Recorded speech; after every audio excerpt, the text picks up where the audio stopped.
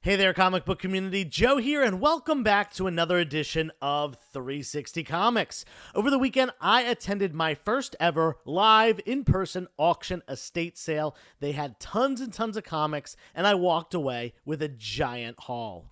As always, it would be greatly appreciated if you hit that subscribe button, gave this video a thumbs up for a like, and left a comment down below. Also, don't forget to head on over to Instagram and follow us there and enter our 7,000 follower giveaway. We're giving away this newsstand copy of Batman 429. You don't want to miss out on that.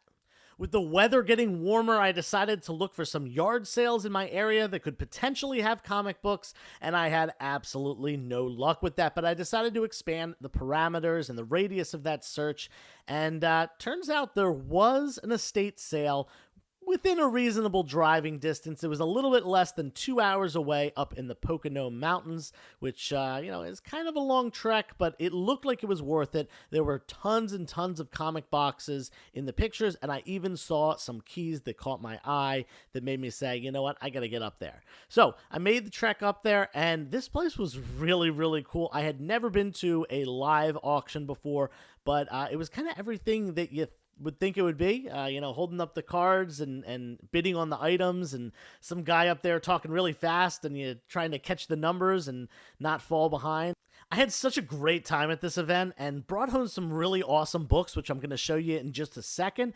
But first, I want to just give a shout out to the Pocono Auction Gallery. I think they did a great job running this event. They're definitely professionals in the world of auctions. And despite not having a very deep knowledge of comic books, they did a great job at making concise lots and, putting this together the best way that they could. All right, without further ado, let's kick it off with what I brought home from the auction.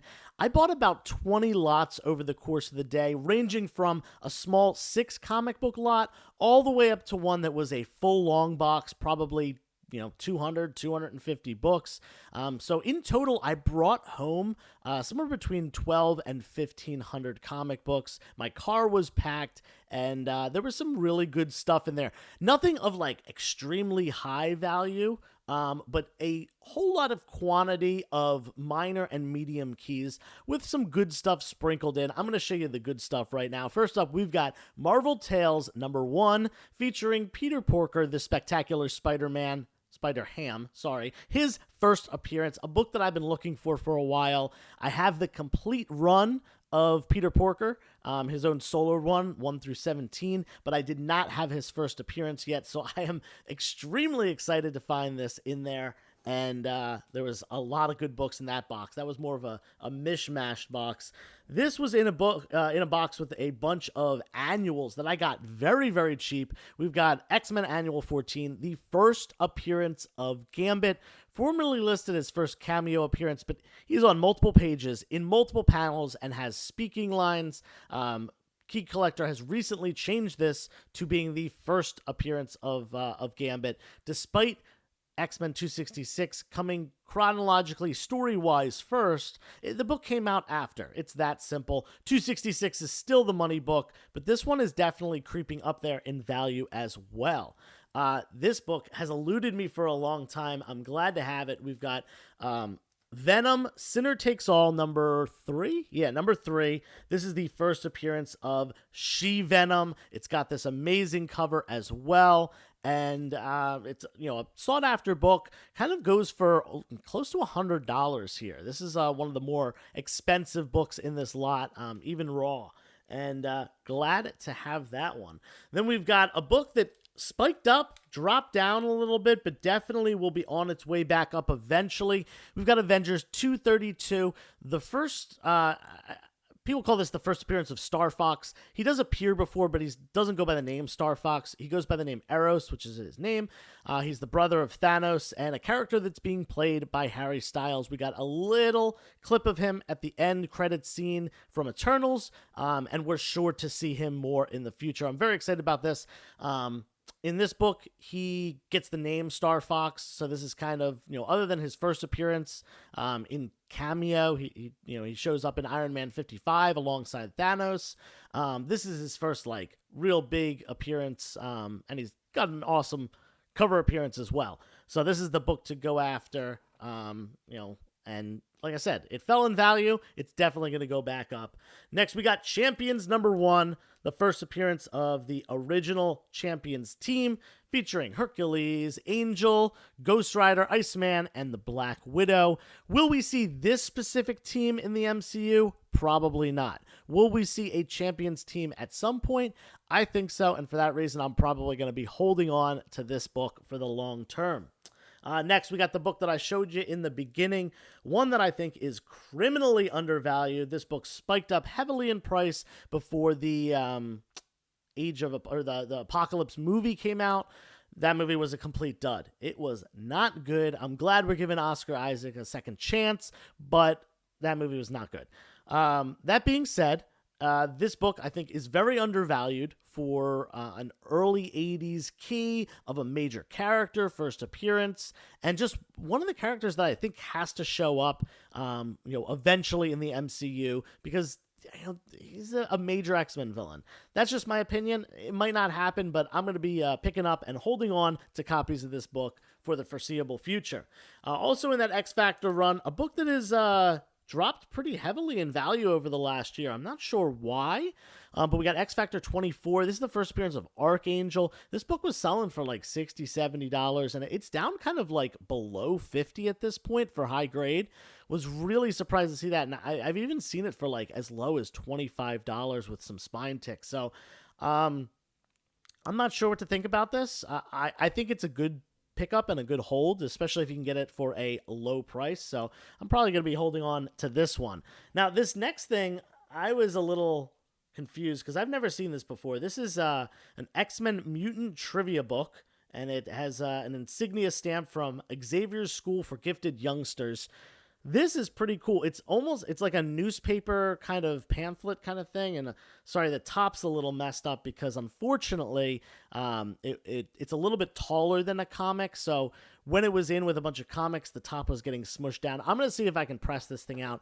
Somebody's got to tell me a little bit more about that because I couldn't find much online. It is on Key Collector, but it just kind of gave information about what it is, not where it came from or anything like that. And a price was really hard to determine.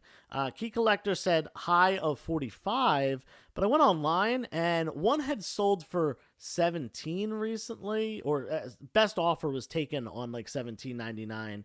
Not sure what the offer was, but all the ones that were listed for several hundred, if not over $1,000. I don't think it's that much. I'm pretty sure those are people just noting that there weren't a lot online and putting it up for very, very high. I have to think this is probably between $50 or $100 in a nice high grade. This one obviously has some condition issues, but I'm hoping to be able to press those out. So if you know anything about this, leave it down in the comments below. I love to hear from you guys, and educating each other as part of this community is one of the best things about it. Next, we've got a little run here. We've got The Truth, Red, White, and Black, and I'm actually going to pop down these books and put this one up. This whole run has absolutely incredible art, and most of the books are keys. In fact, they might all actually be keys. This one's the first appearance of Isaiah Bradley, and he goes on to becoming the next Captain America. Awesome cover again. We've got number 3. And I always thought he was sitting on a beach towel in this. I don't know why. Maybe it's because of the stripes. But every time I see this, I think he's like chilling on a beach towel or like a pool floaty because he's surrounded by blue. But, obviously he's strapped down, ready for that super soldier serum. And then we've got an action shot on the cover of this one. This is one of the cooler covers here. But this one's the big one. This is the first cover appearance of Isaiah Bradley as Captain America. Absolutely incredible cover. I'm going to let that soak in for a second. And there's still one more in the batch. Number 7. Had the whole run here. All fairly high grade. Possibly gradably high. I got to see what I can press out. These are thick cardstock covers. So they hold pretty well. But, it's real tricky to get any kind of indentations out of them because it's, that little thicker material. In addition to this, there was also The Crew #1. I had actually never heard of this. I had to look this one up. This is the son of Isaiah Bradley. I forget his name, but he goes on to a superhero character as well. Had the whole run in there. I'm just going to show you issue #1. Next up, this one was a surprise. I did not know about this book. I bought this lot for something else, and then I found this book in there, and it's a nice one. We've got House of Mystery #156.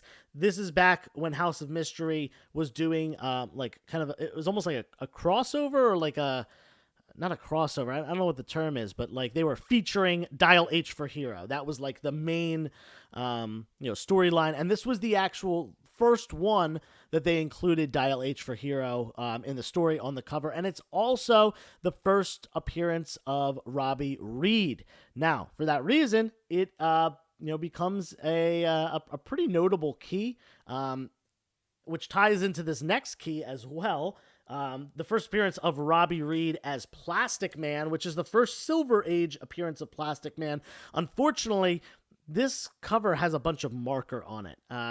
Probably was either this guy's childhood collection, or maybe he bought it as a back issue. But cool to have both of those. There were a bunch of other books from this run as well, but no notable keys in there. And these two have pretty significant value. 156 is going to be significantly more than 160 for a couple reasons, mainly the condition of the book. Anyway, moving on now to some Masters of the Universe. We've got the first DC run, and I'm actually surprised that this run is not worth more. This came years before the first Marvel Masters of the Universe run, but kind of retains about the same value. And just to show you, it didn't just have issue #1, it also had issues 2 and 3, the complete run. There were a ton of complete runs in here. Some that I'll talk about. I know I showed you some X Factor books already. There was actually a run of X Factor from 1 all the way to, I think, about 120, 140 maybe. Not that those books like hold that much value, but that's just a huge quantity of books.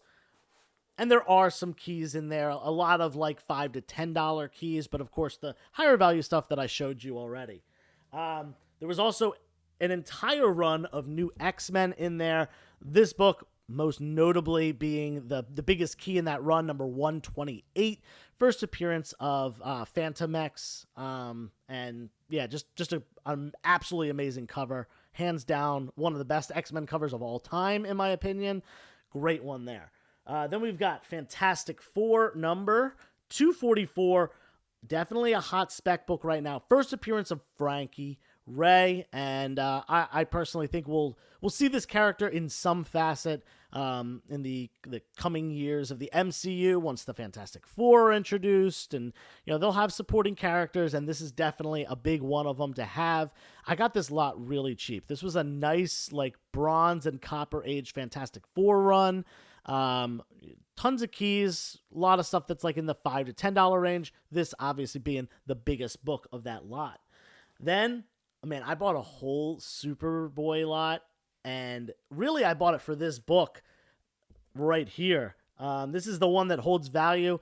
This is Superboy #9, first appearance of King Shark, and not only that, but this actually had a very long Superboy run from the 90s run and the entire 54-issue run from the 80s run. I think I only paid like $40 for the lot, thinking, oh, you know what? This King Shark book is worth a little bit more than that. I can sell the rest. I sell this, break even, sell the rest off over time. But that lot ended up being a pretty darn good one. Despite it being low value books, it was nice, complete runs of things, and that can be sold off as a group. So should keep that all together. Next, I bought a Flash run, and specifically because I saw this book in here, Flash #92, first appearance of Impulse, nice high-grade copy as well.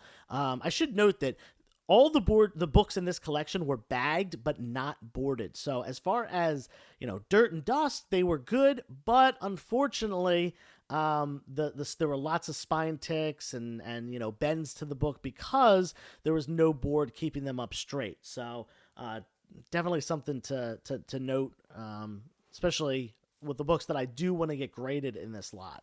Like I said, nice high grade copy of this book, and I bought this lot for this book, not even realizing that this was in here. This is a much more expensive Flash book, number 197, first appearance of Professor Zoom. Really stoked to have this in my collection. I never owned this book before. I don't know why I've never found it for a good price. You'd think, a modern book with this much value, you'd be able to find it in back issues sometimes, like, underpriced, maybe even in a dollar bin, but not a book that I've come across ever. Anyway, this next book has been real hot recently. We've got Deadpool, Merc with a Mouth, number 7, first appearance of Lady Deadpool. Awesome cover featuring Lady Deadpool.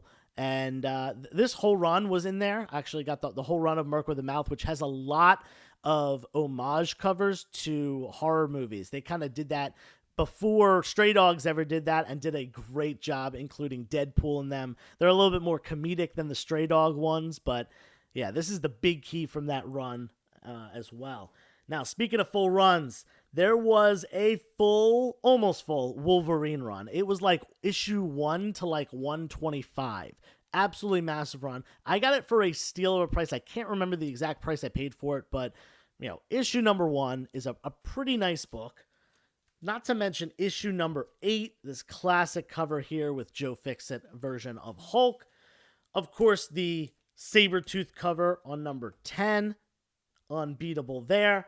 And the last of the bigger keys from this run, number 88, first meeting of Deadpool and Wolverine. That's certainly not all from this run. There's classic covers by John Byrne and Jim Lee, and the video game cover, and tons of like $5 minor keys and stuff like that. But these are the bigger price books, the ones you're looking for. And like I said, it had a pretty continuous run all the way, deep into the 100s. Was very excited about that. For some reason, I got this Iron Man run really cheap. It had Armor Wars in it, and it had this book in it. All the way from, the Armor Wars were in the low 200s, all the way up until, about 320 or 330 or something like that. This, obviously, is the biggest book of that run. 225 is probably the second most. That's the first Armor Wars book, but doesn't matter. This book was in there. War Machine's, the first appearance of War Machine's armor. This is not Rhodey in the armor. This is Tony Stark, and people mix that up a lot. Rhodey doesn't don the armor until a couple issues later, I believe. 284, the one with the Tony Stark's casket on the front, is the first time Rhodey is in the armor. Personally, I think that should be a bigger key than it is, but nonetheless, this is the first War Machine, cover appearance of the armor, first appearance of the armor. We got the name spray painted up there. It's an awesome cover. To go along with that, we've got Avengers West Coast number 94. This is the first time that Rhodey uses the code name War Machine. So these go really, really well together, hand in hand, and they were two of the nicer books in the collection condition-wise. That's pretty good. This next one has a couple condition flaws on it, but still a fantastic book here. We've got Hulk 449, first appearance of the Thunderbolts. People are specking real hard on that. Possibly that team coming to the MCU with Miss DeFontaine. I'm not going to even try to pronounce her whole name. Probably leading the way.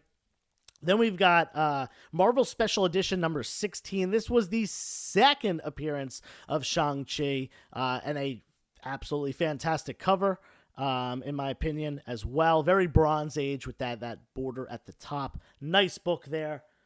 And you might have seen this one coming, given the age of a lot of these books. There was a lot of 80s stuff.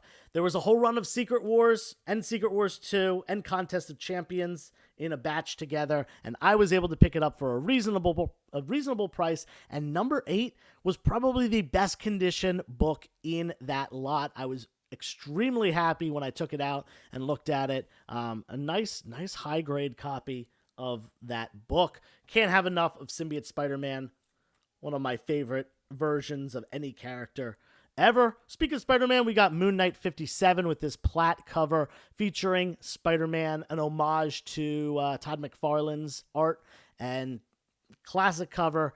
Big character right now. Moon Knight episode 2 is coming out today, so hopefully we see that character progress in the MCU as well and have a meeting with Spider-Man eventually.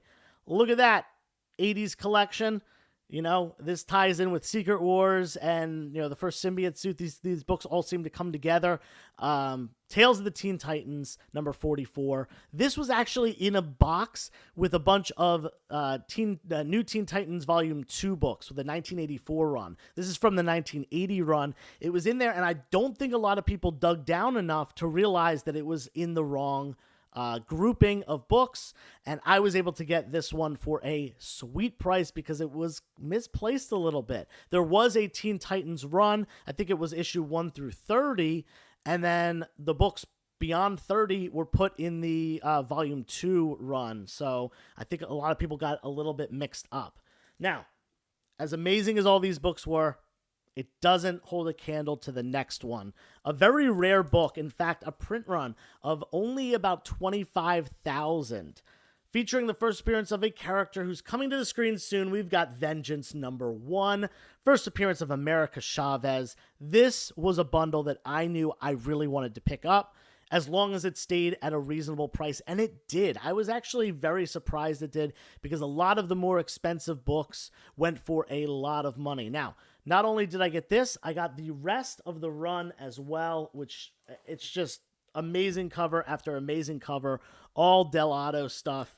Issue number 2 with Bullseye, issue number 3 with Doc Ock, issue number 4 with Loki, and issue number 5 with Red Skull, and last but not least, issue number 6, Doctor Doom, some of the greatest villains in all of Marvel history, but as good as those covers are, and there are keys in here as well, low print runs. I think all of those books are under 15,000 in print runs, some of them going down to about 10,000, but this one is the one you really, really want. First, America Chavez. She's showing up in a movie next month. I'm so excited for that movie. I'm so excited for the character and all the mind-bending multiverse stuff that they can do with that character, and I have high hopes for it, and I have high hopes for the future of the character in the MCU, so this is probably something that I'll be holding on to. Like I said, I got a good price. I think I paid like $240 or $260 for all 6 books, and recent sales online have kind of been in like the $350 to $400, so definitely under market value there, even after, fees and taxes and stuff like that. Been looking for this one, and this one is probably in a gradable condition. It's going to need a press. It's going to need some work before I send it in, but I think it's going to get that 9.0 plus, which I would consider gradable for this specific book because of the low print run, the low print count, and all of these have a very low census count. Definitely something to look at. So let's talk money real quick before I hang it up. I spent, this is going to kind of sound like a lot of money because I didn't show you very much here. I spent $2,400 on everything here. Plus all the other stuff on the entire 20-ish lots. That being said, what I showed you today is about that much value, maybe a little bit more, 2,500, 2,600. So with all the big keys, I'm kind of breaking even there, and I have a huge quantity of runs and minor keys to sell off as well. I don't see a reason why I wouldn't be able to eventually double my money, but it's going to take some serious time to do so. There's a large quantity of books. A lot of them need to get, bagged, boarded, rebagged, whatever it may be. So it's going to take some time. This was not a quality purchase in the sense of really high value books or a huge return on my investment, but it was a big quantity purchase, meaning that I have inventory that will last me a while and a lot of good books that people, tend to pick up $5, $10. None of that stuff's in this video, but there was a lot of it. Rest assured, I will do okay with this haul, even though I paid a lot of money for it. That being said, thank you guys for your time. I hope you enjoyed the video. Please like the video, thumbs up, and leave a comment down below. Let me know how you think I did. And until next time, turn the page, wash your hands.